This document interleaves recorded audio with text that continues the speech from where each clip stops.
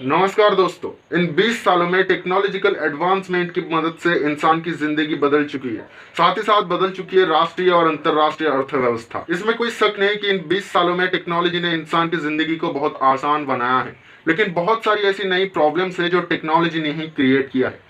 बात करें तो आज के समय पे अधिकतर लोगों के हाथों में एक 4G स्मार्टफोन्स है।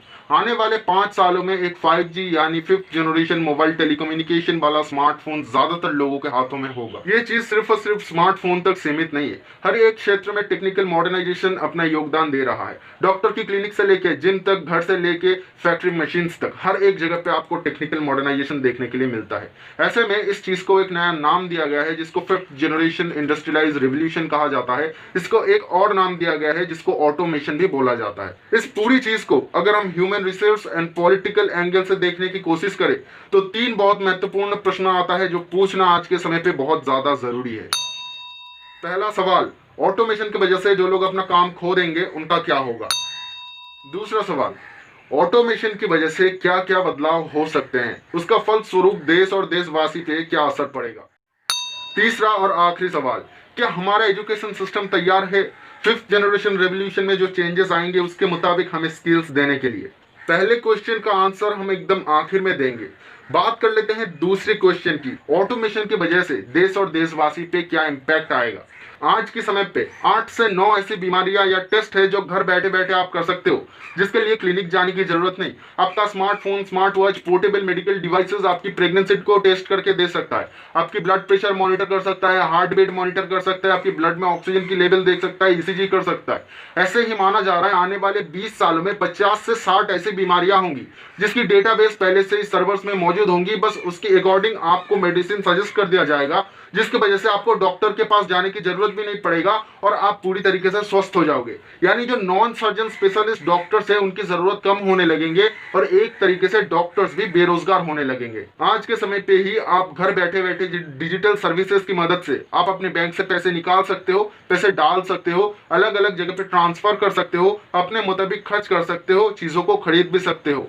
आने वाले समय में डिजिटल करेंसी और भी ज्यादा वैल्यूएबल हो जाएगा और इसकी वजह से जो बैंकर्स हैं जो बैठे रहते हैं पैसे लेने के लिए, पैसे देने के लिए, अलग अलग फॉर्म्स फिल करवाने के लिए, बैंकिंग की अलग अलग प्रोसेस को करने के लिए, वो चीजें खत्म हो जाएंगी। पूरी चीज ऑनलाइन पे आ जाएगा। जरूरत होगा तो सिर्फ और सिर्फ सर्वर मेंटेनेंस की, बाकी सारा का सारा काम ऑटोमेशन के ऊपर छोड़ दिया जाएगा। यानी जो बैंकर्स है आने वाले फ्यूचर में वो भी जॉबलेस होने वाले हैं। जो सिक्योरिटी गार्ड्स होते हैं, जो शॉपकीपर्स होते हैं, जो एक शॉप को अच्छे से चलाने के लिए मदद करते हैं, ऐसे में वो भी अपना काम खो देंगे।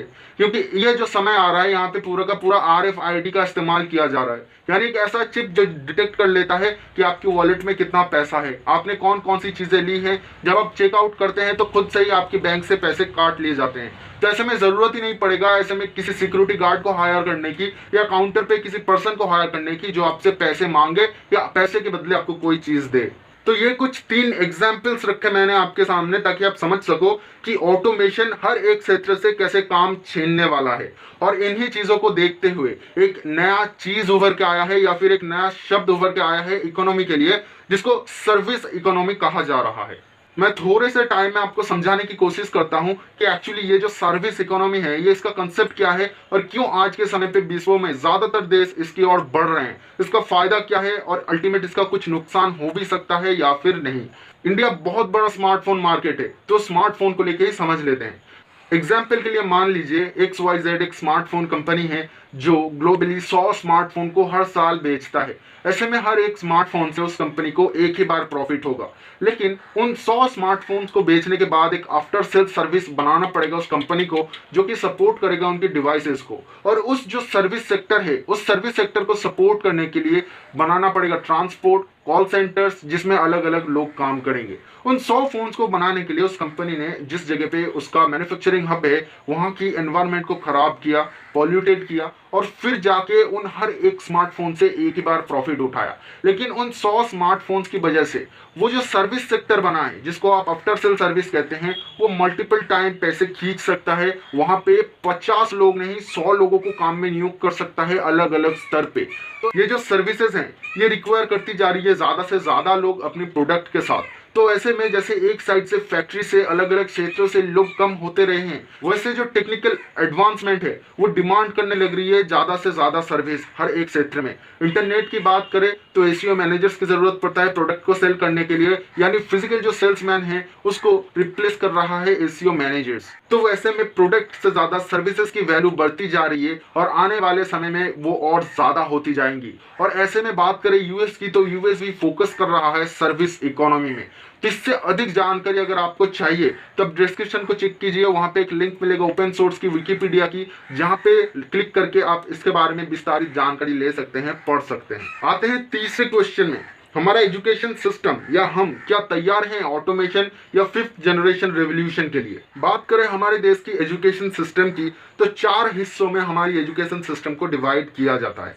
एक लोअर प्राइमरी एजुकेशन, दूसरा प्राइमरी एजुकेशन, तीसरा हाई एजुकेशन और चौथा हायर सेकेंडरी एजुकेशन। नॉर्मली हम लोग इनको केजी, हायर सेकेंडरी, कॉलेज और यूनिवर्सिटी ऐसे प्रोनाउंस करते हैं या ऐसे कैटेगराइज करते हैं। 70-72 सालों से हमारी एजुकेशन सिस्टम में छोटे मोटे बदलाव तो आए हैं, राइट टू एजुकेशन करके क्लास 8 तक ऑल स्टूडेंट को पास करवा देने का, तो ऐसे छोटे मोटे बदलाव तो आते रहे हैं, लेकिन बड़ा या मेजर कोई रिफॉर्म्स नहीं आया है। और आज के समय पे भी हम प्रैक्टिकल एजुकेशन को प्रायोरिटी नहीं दे रहे हैं। फलस्वरूप क्या मिल रहा है हमें, ज्यादा से ज्यादा हमारे जो स्टूडेंट है वो सफर करते हैं जॉब्स के लिए। तो स्टूडेंट्स हमेशा शिकायत करते हुए पाए जाते हैं कि जो कंपनीज है वो हमसे डिमांड करते हैं कि तुम्हारे पास एक्सपीरियंस क्या है, और एक्सपीरियंस किसी फ्रेशर्स के पास नहीं होता, तो ऐसे में हमें जॉब नहीं मिलता, और कोई जॉब नहीं देगा तो हमें एक्सपीरियंस कहाँ से मिलेगा। तो एक लूप है, एक चेन है जिसमें फंस के रह जाते हैं स्टूडेंट और उनको काम नहीं मिलता। एक्चुअली में कंपनी जो एक्सपीरियंस मांगता है वो किसी और जगह पे काम करने का एक्सपीरियंस नहीं है।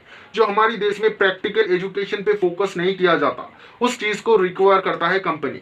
मान लीजिए एक आईटी का बंदा जा रहा है एक सॉफ्टवेयर हब में या सॉफ्टवेयर कंपनी में काम करने के लिए, और उसको प्रैक्टिकली कुछ नहीं पता कि कैसे डिजाइन करते हैं, कैसे कोडिंग करते हैं, कैसे सिस्टम ऑपरेट करते हैं, उसको मेंटेनेंस पे कब लगाना है, तो ऐसे एक बंदे को क्या नौकरी मिलेगा? नहीं मिलेगा। सेम चीज अप्लाई होती है जो नॉर्मल एजुकेशन है। यहाँ पे लोगों को पता ही नहीं है कि बैंकिंग स्किल्स क्या होते हैं, क्योंकि उनको प्रैक्टिकल एजुकेशन के साथ समझाया ही नहीं गया है कि आपको अपनी डेस्क को ऐसे मैनेज करना है, आपको हर एक चीज को ऐसे मैनेज करते हुए चलना है। तो इन चीजों की कमी की वजह से जो नॉर्मल वर्क फ्लो है वो भी नहीं मिल पाता हमारी जो स्टूडेंट्स हैं उनको, और ये एक बहुत बड़ा पॉइंट है जो अनएम्प्लॉयमेंट को और ज्यादा बढ़ा रहा है आज के समय पर भी। इंडिया का टोटल पॉपुलेशन 130 करोड़ से भी ज्यादा है, लेकिन अगर आप डेटा निकालते हो 2016 का कि कितने बच्चे ऑनलाइन कोर्सेज के लिए एनरोल करते हैं, इंडियंस कितने बच्चे ऑनलाइन कोर्सेज के लिए एनरोल करते हैं, तो जो रिजल्ट निकलेगा वो 1.6 मिलियन के आसपास निकलेगा। वही आप यूएस की डेटा देखते हो 2060 वाला ही,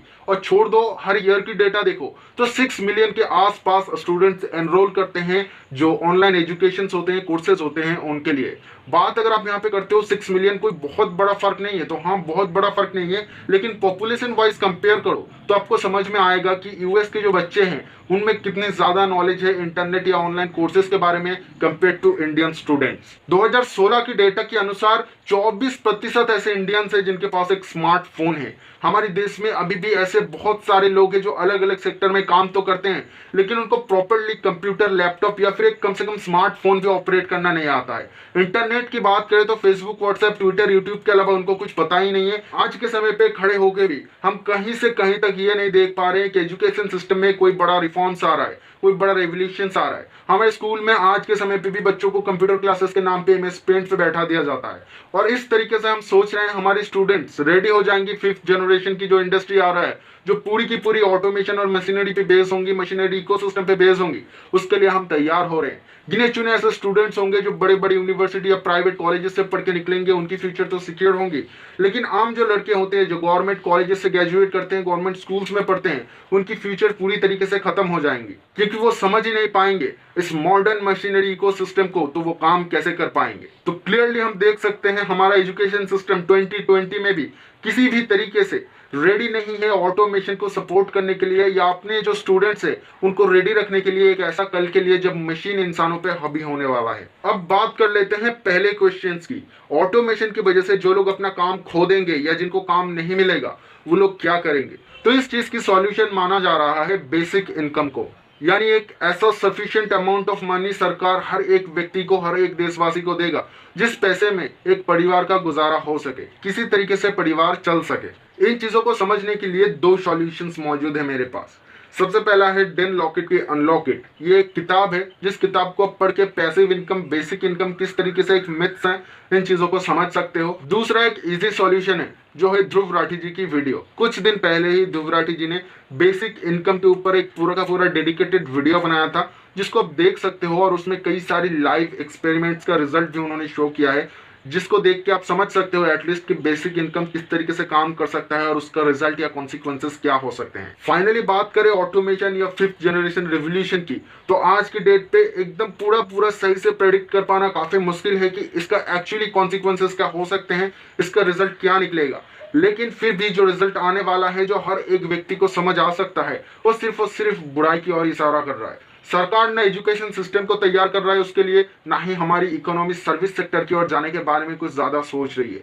आज के समय पे भी हम एक इंडस्ट्रियलाइज हब बनना चाहते हैं, मैन्युफैक्चरिंग हब बनना चाहते हैं। पता नहीं आने वाली फ्यूचर में ये चीजें कितना काम आएंगी, फिर देखते हुए पता लग ही जाएगा। आज के लिए इतना ही। मैं मिलता हूँ एक और नया फ्रेश वीडियो के साथ, तब तक के लिए अलविदा। आपने वीडियो को यहाँ तक देखा, इतना समय दिया, उसके लिए बहुत बहुत धन्यवाद। हमने एक फेसबुक पेज बनाया है जहाँ पे आप ज्वाइन हो सकते हो। वहाँ पे कुछ ऐसी कंटेंट आपको मिलेगा जो शायद यूट्यूब पे अपलोड करना पॉसिबल नहीं होता है कॉपीराइट की वजह से, जैसे कि कुछ मीम्स, और साथ ही साथ आप अपना एक ओपिनियन पोस्ट के थ्रू रख सकते हो और हमारा जो कम्युनिटी है उसको बिल्ड करने में मदद कर सकते हो।